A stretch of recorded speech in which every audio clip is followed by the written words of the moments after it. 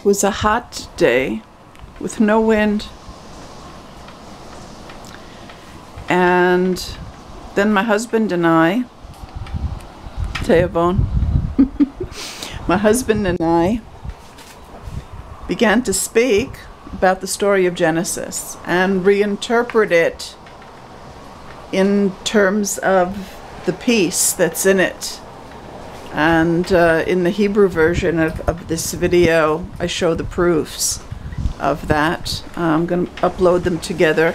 You should see the Hebrew version too to see what the wind looks like when you speak correct Torah in Hebrew. This is nothing. And this incredible wind came through the house. You see it's opening up the door now? Thank you. I don't have to open the door for myself, huh? Closing it too? Okay.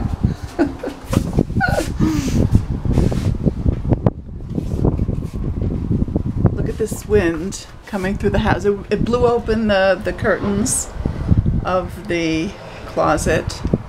You can see the window sill. Sometimes when it's like really powerful, this door opens up too. Wow, you hear it? Just listen. It wasn't like this. This began exactly when we came to the correct understanding of the Gan Eden story. All of a sudden, like, whoa. When you speak truth about Torah, that's Ru'ach HaKodesh. I'll explain why that is. Ruach in Hebrew is also breath, and the value of 214, which is Ruach, is also dikduk, which is grammar, and it has to do with pronouncing the vowels and the consonants correctly, such that the Holy Spirit comes down into physical matter and enlivens it. This is the beginning of what happens when we get control over nature. Yeah, this is it. This is what it looks like.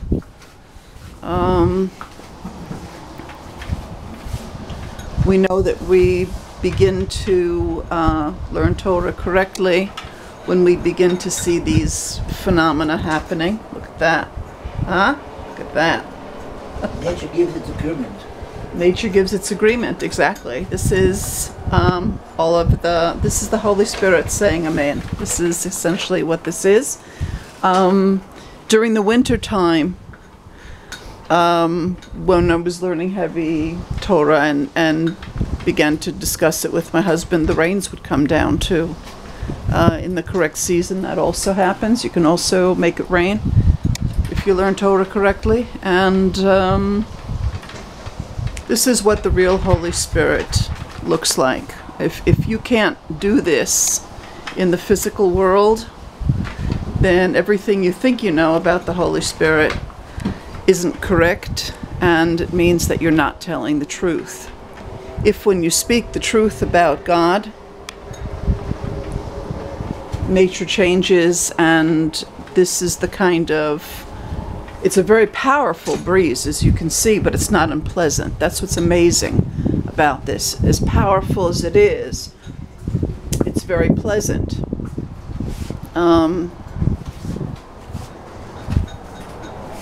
And the wind begins to speak, and that's when you know you're telling the truth about Torah. If you're not learning in Hebrew and you're not learning the correct interpretation in Hebrew, I am willing to bet that you can't make the wind blow.